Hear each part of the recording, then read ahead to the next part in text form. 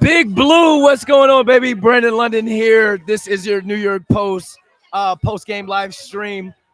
The Giants have just got their first win of the season. They just beat the Browns in Cleveland 21-15. You know these faces more than you know me. We got a special guest on the line right now. We got Derek Hagan, Giants receiver, played in the NFL for a lot of years, more than me. We also have two-time Super Bowl champ Ahmad Bradshaw, who we are outside of Blue Haven East for the New York Giants Modelo Bar Network Series. First and foremost, Ahmad, D-Hague can hear you, but you won't be able to hear him, so I'll relay the questions. Thoughts on the game, man? It was turned up here in this place. It looked like the Cleveland Browns were going to come back for a little bit, but the Giants were able to close it out. Just give us your initial thoughts, man. Man, it was very exciting. I was happy to see the running game. Singletary played a great part in the game and running the ball today. I think Daniel Jones and Nabers did a great job connecting. 78 yards today, 2 touchdowns, and taking the pressure off the running game. And I think it helps. I think they both complement each other, and it showed today. Devin Singletary, 16 carries, 65 yards, and a touchdown. He did have the fumble. You mentioned Malik Nabers, 8 catches, 78 yards, 2 TDs. Hey, we had the entire bar going league on the touchdowns. He has arrived, hey. Malik Nabers has arrived. Well, no, man, Nabers, he is that dude. Obviously, he's the highest wide receiver draft pick that the Giants have had in a long time. And, for him to come in and just do what he does, the guy is a straight-up playmaker, man, and that's what you want to see. We've had so many great receivers on the Giants with Steve Smith, Amani Toomer, Plaxico Burress, Martin Manningham, Hakeem Nicks, Victor Cruz. You didn't have dogs, playing receiver. Now you got a guy like Malik Nabers that can come in and just make a play whenever he needs to. So get him the ball.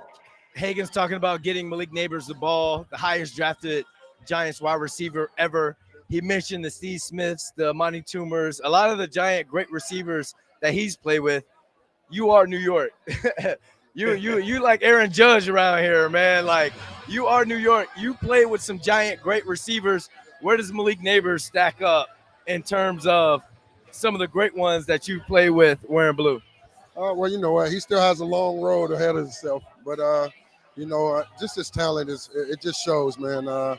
He can catch the ball. He can get open, and he's physical. So, at the end of the day, that adds up, and he turns into – it makes him a great player. Very exciting to watch, and I think it shows today. It showed today how good he really is. All right, we got our NFL reporter, Ryan Dunleavy, here because we couldn't just have all athletes. Ryan. We're going to let you in to the player circle so you can talk a little media action. We got Ahmad Bradshaw here, Derek Hagan. Ryan, I've got their thoughts. Talk to me, man, from the media standpoint. What did you see from the New York Giants today? Well, I didn't hear what they said, so I'm just joining. So if I'm repeating it, then good. I know what I'm talking about if players are agreeing with me. I thought the best players played the best for the Giants. That's what I think. When you need a win, you need your best players, your highest paid players, your biggest investments to step up. Malik Nabers had the 2 crazy touchdown catches. Brian Burns had the sack fumble. Dexter Lawrence, who's the guy who stepped up this week and said, I'm sick of losing. He's the guy who makes the 4th and 1 stop. On the second to last stop, the Giants get the one that should have been the game ending before the field goal. Dexter Lawrence makes the play to wrap up Deshaun Watson. The Giants' best player stepped up and won the game. And I want to ask you about that. He doesn't have the headphones on because we're here at Blue Haven East, Ryan. I get a great, I get the assignment where I get to cover football, hang out with the people. He talked about Dexter Lawrence and the best players on the Giants teams stepping up when the time was to step up. You've been around the Michael Strahans, the Justin Tucks. What did you see from the Giants defensive line that may be comparable to the Giants defensive line from 2007 and 2011? Them boys balled today, bro. No, they made a lot of plays, man. They got to the quarterback. They put a lot of pressures on the quarterback today, and it showed today that he wasn't comfortable back there in the backfield, and that's just the leadership that Lawrence brings to the team. Burns and Thibodeau, those guys are great on the edges, man. But I think the leadership showed today with him, with the pressures. And Hagan's, this front seven or this defensive Giants pass rush has been catching a lot of heat. Brian Burns showed up, made plays. Kayvon Thibodeau was in the backfield. I mean, you're a real estate agent. The man had real estate in the Cleveland Browns backfield. We're receivers and running back. We're the offensive guys. But how big is it when the defensive line is able to wreak havoc the way they did today? I mean, that's big time. I mean, coming into the game, you're expecting to get that type of performance from the Cleveland Browns defensive line. But for the Giants D-line to show up the way they did, it was unexpected. But that's what you need. On the road in a hostile environment, you got to have guys that can show up and put pressure on that quarterback. And when you can do that, you see how frustrated Deshaun Watson was throughout the whole game. You know, he couldn't get the ball off. He didn't go through his reads, and there was no lanes for him to take off and run. So they did their job, 8 sacks. That reminds me of O.C. Justin Tubb, Chris Canty, Matthias Kibanoku. Those guys up front that can create some havoc. Ryan, defensive coordinator Shane Bowen was taking a lot of heat going into this game. Now, after the game that he called, my man can eat for free in New York City, Ryan. Does the narrative change about not only the Giants defense, but Shane Bowen as defensive coordinator as well? Absolutely. It definitely does. I mean, the defense won that game 4 times over probably. So, and look, I don't want to say just Bowen. The coaching staff was under incredible fire. Brian Daboll screwed up the last game. There's no way to say he mismanaged it. And then the way this game starts, Eric Gray with a kickoff return fumble. They're still forcing Eric Gray into returner. He's not a returner. So they put another position player who fails in another position to fail. You have to stop doing that as coaches. That said, the next 29 minutes of the first half were Brian Daboll's best coaching job since the playoff game against the Vikings. It was his best half of coaching, hands down, since then. And that was Shane Bowen's best game. Shane Bowen was even better for 60 minutes than Daboll was. He blitzed. He doesn't usually blitz.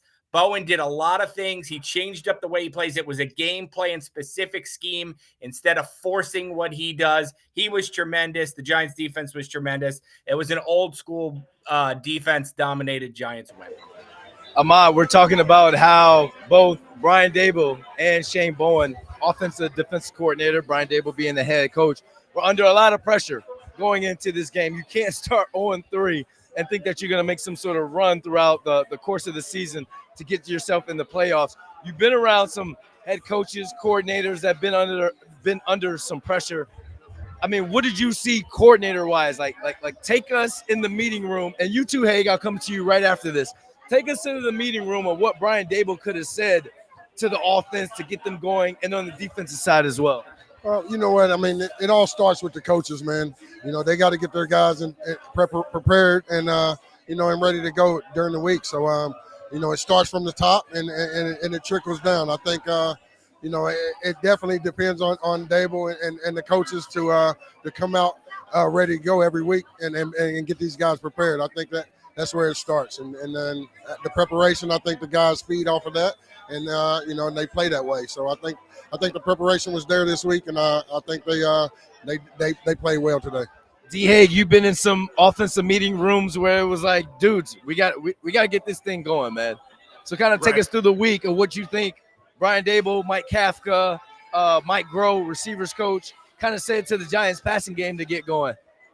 Man, I just think you just told them, you guys tired of being the laughing stock of the NFL? Because, pretty much that's where it's at. It's either you're going to put up or shut up, and you got to go out there and prove it each and every week. You can't just do it in practice. You got to be able to do it on Sundays. And today, the offense just looked very efficient, from the time, their second drive of the game, being able to put together drives, sustained drives, and Daniel Jones getting the ball out of his hands and Malik Nabers making plays. Everything was clicking on all cylinders. And that's the type of offense you should expect to see each and every week. When we talk about Daniel Jones, Ryan, 24 attempts, 24 completions, 34 attempts, 236 yards, 2 TDs. Did you play him on your fantasy going into this game? I mean, Daniel Jones for back-to-back weeks hasn't turned the ball over. Obviously, the one pick got called back, thankfully. But Daniel Jones is trying to rewrite his narrative as well, Ryan. Yeah, no, I thought he played well. This is the new standard, I think, for Daniel Jones is don't turn the ball over, play smart football, get the ball to Malik Nabers. Don't be afraid to push the ball downfield. Daniel Jones was not pulling the trigger in week 1. He was not pulling the trigger last year. He was not being aggressive enough. He's showing you right now that he has confidence in his offensive line to actually hold up, something he's never really had before, and he's using it to get the ball to where it needs to go. Daniel Jones played well. He played smart. He was aggressive. He two 80-plus yard touchdown drives. He was smart in the red zone. He got a reprieve on that interception that would have been a game over night, good night interception, and he took advantage of it. That's what a smart player does. D. Hague, he showed, like Ryan said, he showed confidence because the offensive line just continues to get better. As a receiver, you're Malik Nabers, you're Darius Slayton, you're Wan'Dale Robinson. When you see your offensive line getting better, we know the quarterback's going to play with confidence. But what does that do for you as a receiver? Because you was what, a 4.6? You needed some time to get down the field. Hold on. You needed some time, 4.8, 4.6. You needed some time to get down the field. So now that they can block it up for you to get down the field.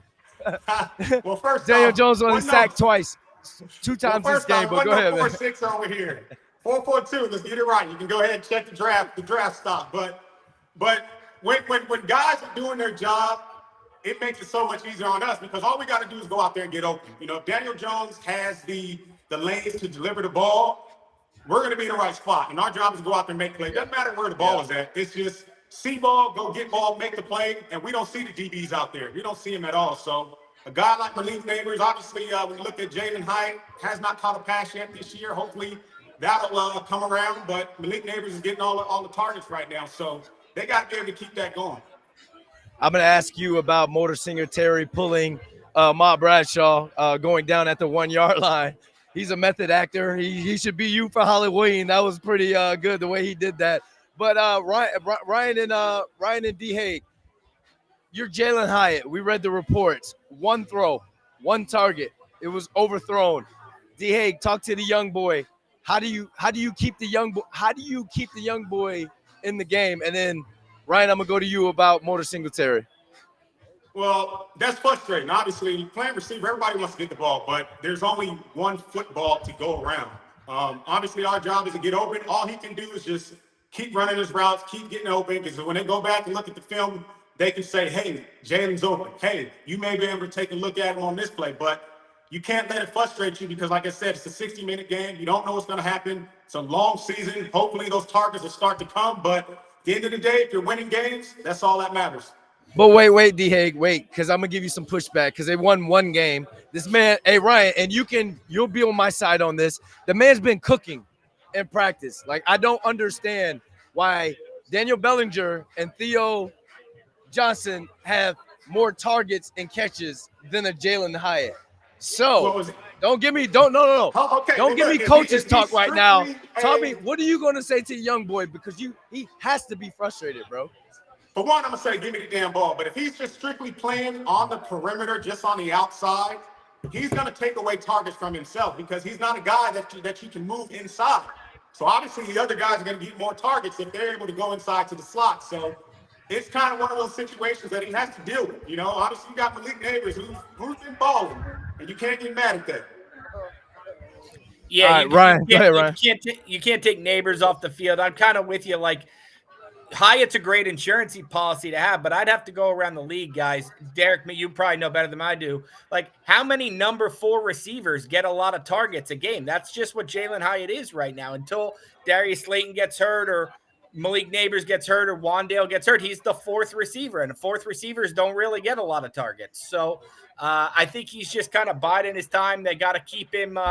They got to keep him engaged, get him a couple plays a game, but he's kind of stuck as an insurance policy unless he can learn the slot. I'm gonna push back on that, Ryan. He is not the 4. He is the 3. Is? He's the 4? The 3. Darius Slayton ain't catching the ball like that either. Darius Slayton ain't getting rocks or getting targets either. Where you at? 3 against the Commanders. Nothing today. A nothing burger today. You're talking about the 2 fastest guys on the team. only one deep shot, only one ball thrown down the field. I guess, D. Hague, I'm looking at it like, I wish I had that type of speed so we can open something up. So I didn't just get back shoulders the entire time. Like, this is something. Look, you're right, but how many shots are we going to take downfield every game? Because it's not a high percentage throw. Now, we're not talking about this as Randy Moss out there on the perimeter where he can throw the ball up and he can go get it. You know, this is not Megatron out there. So he's still young. He's still learning. Eventually, it's going to come, but he's got to keep proving this over and over in practice to really get the confidence and the coaching staff to understand that they can let those go routes go come game time. Look, yeah, I mean, like Hagan said, he's got to prove to me right now that he can do more than the go route, and then it could take more snaps. So, but how does he prove that? How does he prove that if the only thing he ran was a deep post? Hey, Brandon, he can run some shallow crosses, a hitch. Brandon, you're at practice, right? You're at practice, right? You go to practice? Yeah, that's where it starts. That's where it starts. Jalen Hyatt should be more involved in this offense. I'll die on the hill. I know I'm MC or him C. I'll be at the games and all that stuff. I'll yell it over top of the MetLife Stadium speakers. No, I won't. But I'm just saying, Jalen Hyatt, in my eyes, and Ryan, he's made plays in front of us before. He's made enough plays to deserve at least 3 to 5 targets a game. I would agree to that point. My point would just be that they won today, and like no one wants to hear from Jalen Hyatt about getting more involved. Right? It's a kind of day a receiver's got to take his medicine when your team wins. So, all right, real quick, I'm gonna switch something out. We're at Blue Haven East on the Ahmad Brashaw's got to get out of here. Don't go too far because hey, we sharing an Uber. Don't go too far now. We sharing an Uber. All right, Ryan. We got our New York Post NFL reporter Ryan Dunleavy on here. We also got former Giant Derek Hagan. My man, what's your? Award, I believe I did. Dunleavy, you got a Tony. All right, ask him a question about the game, bro. What do you think about the faith in Daboll now after today's performance? You know, the offense looked good in the first half, not much of the second half, but they were playing with the lead. So what do you think about the locker room? Does this boost them a lot or? Yeah, I think the locker room needed this. I think the locker room was absolutely a very tense place this last week. It was a place where they knew that their coach had cost them the last game. I think that Brian Daboll showed you what Brian Daboll does best, which is find ways to get his best players the ball, even when the other team is scheming for that guy. The Browns knew the ball was going to Nabers. They still found ways to get Nabers away from Denzel Ward and get him the ball. That's what Brian Daboll does best. He gets his best players the ball.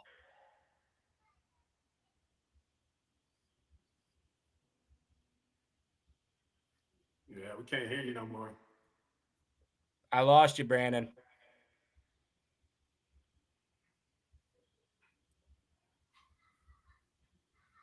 No, we can't hear you.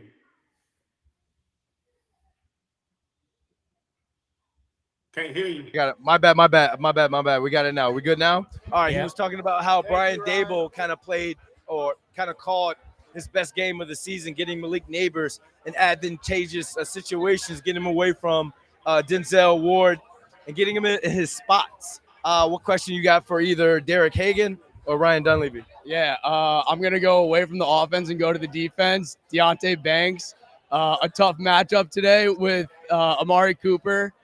But what do you think about his play overall? I thought I'll start on the flip side. They have to stop putting Deonte Banks in an island on the goal line to run quick slants. I mean, that's how Justin Jefferson scored. That's how Amari Cooper scored. First touchdown, Deonte Banks had great coverage. Nothing you could do about it. Overall, I think Amari Cooper ends up with something like 70 yards or something like that. It's a good game. I think he's slowly becoming a better number one caliber cornerback, and he's not biting on first moves anymore. I think Deonte Banks is a reason to be very optimistic about this defense. D. Hague, what'd you see from the second-year corner? I mean, I thought they played pretty well for the most part. I mean, obviously keeping Mari Cooper pretty much in check for the most part of the day. You know, obviously he made some big time catches, a couple catches down the sideline, but as a whole, as a defense, man, these guys they showed up, and when the front seven can create pressure up front, it makes it so much easier on the back end where they know they can go out there and just play freely and play their game. Aiden, you come to all the events, man. Come on up, talk to Ryan Dunleavy and Derek Hagan. Hey, appreciate you guys. We got one more. For you guys. Yeah, Derek, I have a question. As a former player, what's it like coming off when going into a short week? What's the mentality? What's the preparation like having such short time? Well, after tonight, you know, obviously they're going to celebrate on the plane, but once they get back, they got to flush it. It's on to the next game. It's a quick week, quick turnaround. And it's right back to it. You can't get too complacent. Obviously, you want to feel good, but they want to keep this going. They want to understand what a win feels like. So keep it rolling. Keep this thing rolling. Ryan, go ahead. Kick us home, man. Give us your final thoughts on not only the short week, but just let's put this thing to bed right now. I think there's a lot of Giants fans who probably sold their tickets to Thursday night who probably want to buy them back. Because there were probably a lot of fans frustrated with that 0-2 start, didn't want to boo them against the Cowboys on on Thursday night, reminiscent of the opening night game. And now all of a sudden the Giants have life, right? The Giants have life. There's no reason to boo Daniel Jones in the first quarter. There's no reason to boo the defense in the first quarter. You can let the Giants-Cowboys game play out and think that the Giants have a chance to hold their own in the game. That's what this win did. It gave you a season. Final thoughts, D. Well, it's go time. Like I said, it's always good to get the victory. Never good to start off 0-2, but now you're back in the thick of things. If you win up this upcoming Thursday, now you're sitting at 2-2, and you're feeling really good about yourself. So they just got to keep it going. Giants with a huge win today to get their first win of the season. They just beat the Browns 21-15, as you guys know. Thanks for coming on, watching the live stream with us. We're here at Blue Haven East on the Upper East Side. For Ryan Dunleavy, for Derek Hagan, D. Hague, thanks for taking time out of your day to join us, my man. Appreciate you guys. Oh, yeah. On to the Cowboys. Thank you guys for watching.